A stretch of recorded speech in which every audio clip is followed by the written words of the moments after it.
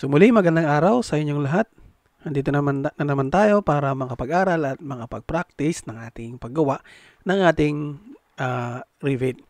So ngayon, last time may ginawa tayong mga structural foundations. Ngayon naman ang gagawin natin is yung dun sa may rebar naman niya.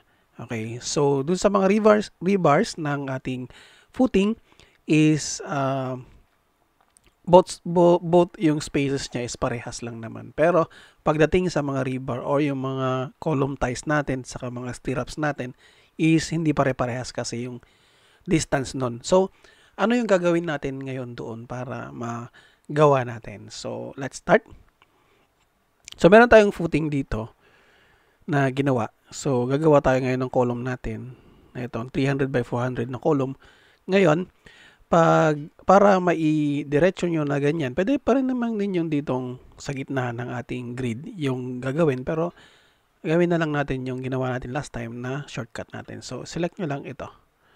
Yan. So, pagdating doon, magiging ganyan yung kanyang itsura. Kung gusto nyong palitan yung orientation niya, hindi nyo na kailangang i-rotate. Pindutin nyo lang yung spacebar.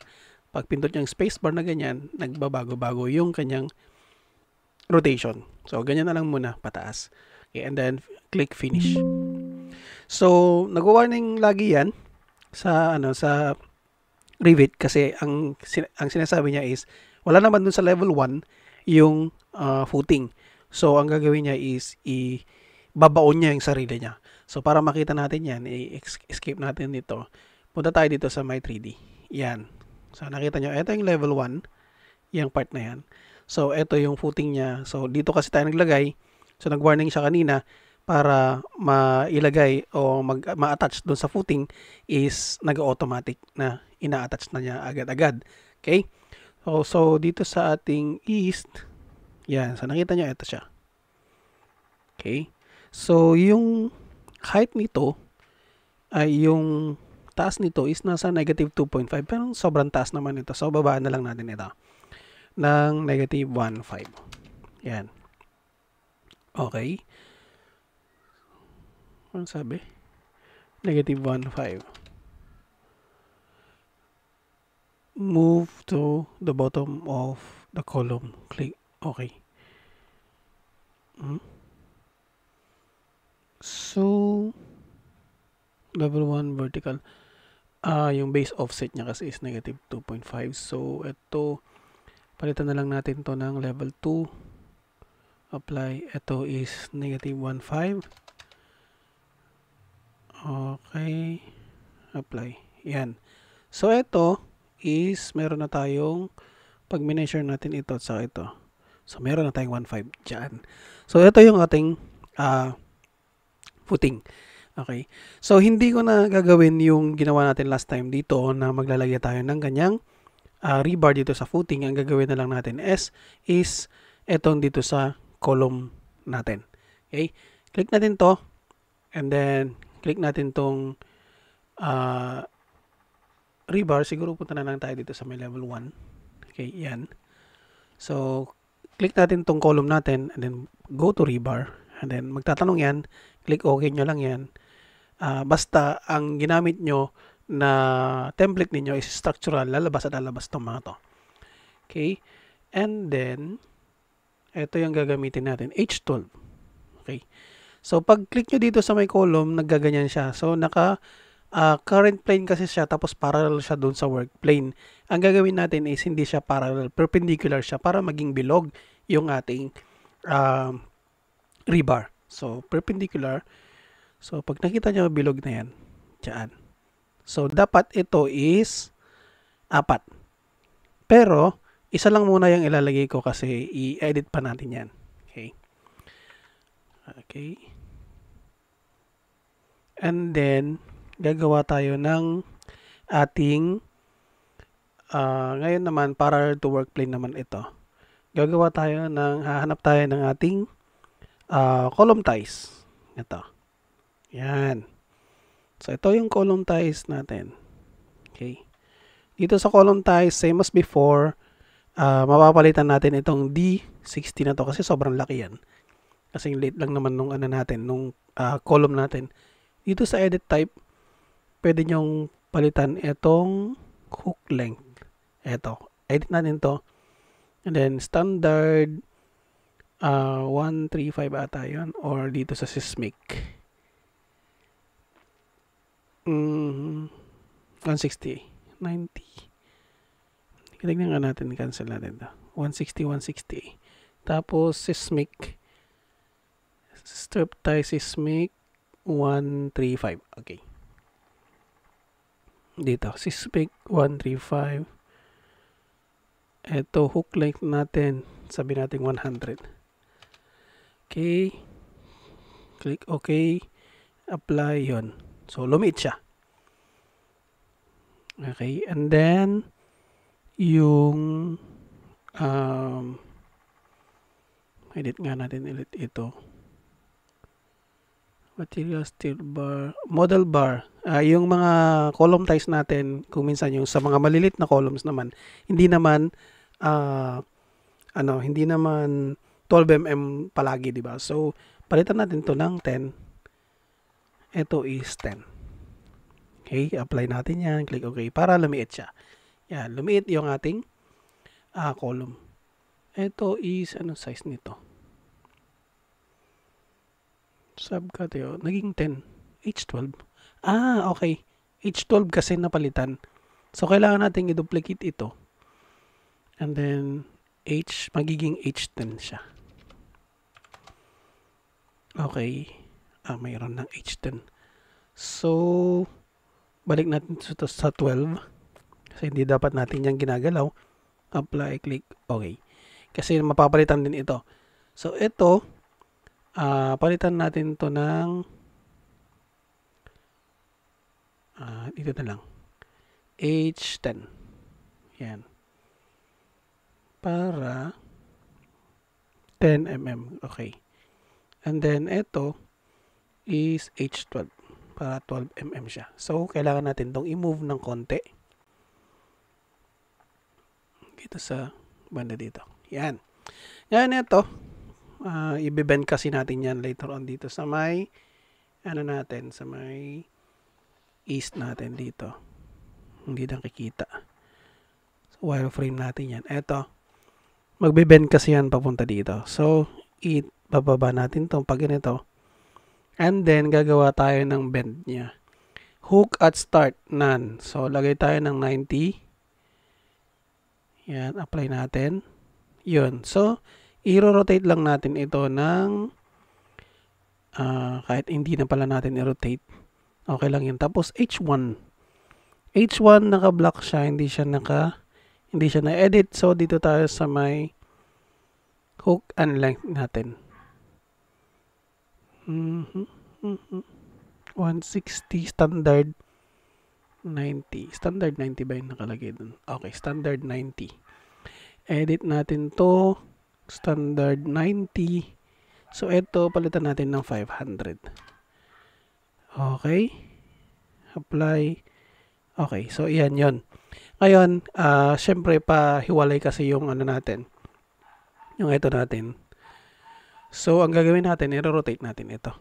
So, like before, yung tinuro ko, spacebar lang para makakakuha kayo ng ibang rotating points.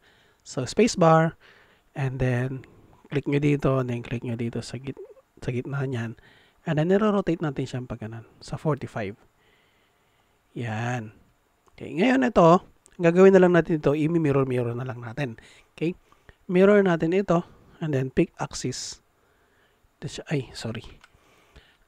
Mirror, and then click nyo yung ito, pick axis, ito is mirror natin. Dapat click nyo yung copy and then select nyo yung axis. Yan, meron na tayo doon. And then, itong dalawa na to, click shift and select, control and select. And then, i-mirror natin. Make sure na nakaka-check yung copy natin. Click natin dito. Yan. So, meron na tayong 4 na column rebar at saka itong ating column ties. Ngayon dito tayo sa column ties. Okay? Naka-single layout lang siya. pag tinignan natin dito sa 3D, yan. So, fine. Okay. Ito lang siya. Iisa lang. Ngayon, ang gagawin natin dito is hanggang dun sa pinakamababa niya. Okay. So, itong stirrup na to is papalitan natin ng maximum spacing ng 100 lang muna. Apply. Yan. Naka-apply siya. And then, punta tayo dito sa east. Yan. Pero ito dapat is medyo mas mababa pa siya ng konti. Yan. Okay? So, yung ating mga 100 mm na ganito is, sabihin na natin 4. 1, 2, 3, 4. 4. Ito yung pinaka mataas niya. Okay? Ito. So, ang gagawin natin dito, pwede tayong mag-edit ng rebar natin. Ito, edit bars. Click natin to. And then, 4 yung ititira natin, di ba? So, select natin tong lahat.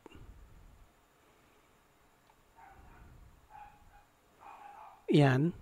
And then, hindi nyo pwedeng i-delete yan na pipindutin nyo dun sa space, sa keyboard nyo na delete. Dito nyo, i-click remove bar. Yan. So, madi-delete yan. And then, finish natin. So, ang next natin ng mga stirrups na ganito is nasa 150. Ngayon, ang gagawin natin is pupunta tayo dito sa may annotate and then detail line. And then, mag-offset tayo ng 150. Yan. Para, pag-click natin dito, dito tayo magsisimula naman ngayon. Okay? So, hindi na natin gagawin yung ating rebar, ikakopy na lang natin ito from this point punta dito sa point na yan. Okay? And then, ito is space na lang natin ng 150.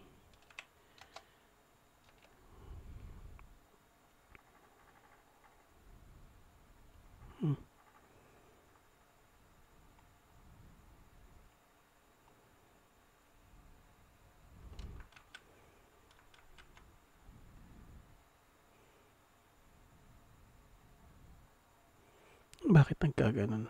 Okay.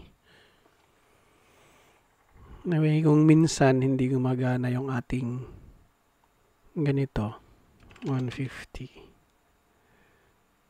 space, nawawala siya pag dinelete. So, ang gawin na lang natin, delete natin to. And then, gagawa tayo ng bago natin. So, dito tayo sa structure. Dito para sa may column and then rebar. And then, ang gagawin natin is perpendicular to the cover. And then, ito na lang. Tapos, dito tayo sa may level 1. Yan. Rebar. And then, ito.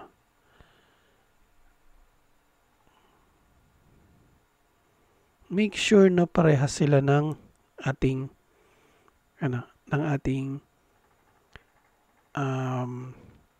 orientation. So, ito yung front natin dito sa baba. Okay, level 1. So,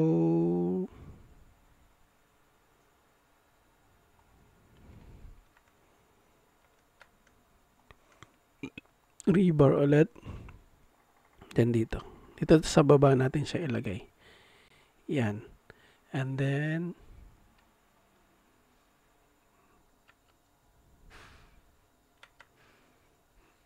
click natin ito. Punta tayo dito sa east. So, yan. Nandito sa may baba ito. Single lang siya. And then, ang gagawin natin is H12 pala siya. Dapat H10 yan. And then, maximum spacing ulit na 150 naman. Apply. Okay, dito na tayo magpapalit ng Yan. So, dyan na. So, ito naman is 1, 2, 3, 4. 4 ulit yung ating So, hindi ko sigurado yung mga structural nito kasi architect ako. So, sinusubukan lang natin na ilagay itong mga to. Pero, yung talagang spacing niya is dapat yung engineer yung nakakaalam nung ating mga ginagawa dito. So, tinuturo ko lang dito kung paano maglagay ng ating mga rebars. Okay?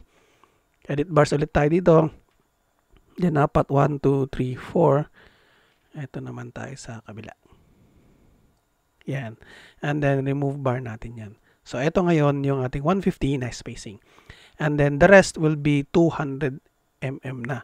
So, finish natin to. Delete natin to. And then, gagawa ulit tayo ng ating detail line. Annotate, detail line. And then, etong offset natin is 200 naman ngayon. And, click natin dito sa part na to. Papunta dyan. Ito naman yung 200 na spacing natin ngayon. Balik tayo sa level 1. So, dito gagawa ulit tayo ng ating rebar. Yan, pupunta tayo ulit dito. Maglalagay ulit tayo.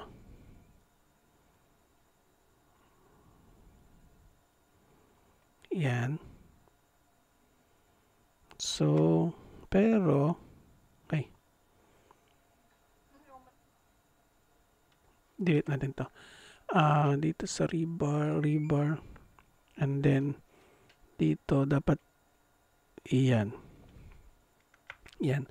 So, nagpalit tayo kanina ng hook natin dito, pero sa H12 kasi natin siya napalitan. So, pag H10 yung gagamitin natin, napapalitan siya ng 130. Ngayon, papalitan din natin ito. Edit type natin, punta tayo dito sa hook length, and then yung dun sa seismic na ito, papalitan natin ito ng 100. Okay, apply. Okay, so naging 100 na sila lahat. Pagdating natin dito sa may east na part, ito na siya. Then, ang gagawin na lang natin is maximum spacing natin dito ng 200. Okay. Yan, click apply. And then, naging 200 na. So, ngayon, ito, itataas na lang natin dito sa may line na yan. So, yan. And then, di-delete natin to. So, meron na kayong spacing na 100 na 4, spacing na 4 din ng 150, and then you have your 200 mm spacing na mga column ties natin. Okay, kung itatag ko to, subukan natin itag. Yan. So, meron tayong H10 na 2. Yan. Yan yung tagging niya. Okay. So, ganyan. Ganyan gumawa ng ating splicing ng column ties. Almost the same sila ng beam. Yun nga lang yung beam is iba din dun sa kabilang both sides niya kasi may mga shearing moment yung nangyayari doon. So, that will be on the next na mga tutorials natin. So, hanggang dito na lang muna yung ating papag-aralan ngayon, and I hope nakatulong ulit ako sa paggamit ninyo at pagpapractice ninyo ng inyong Revit. Salamat and have a good day everyone!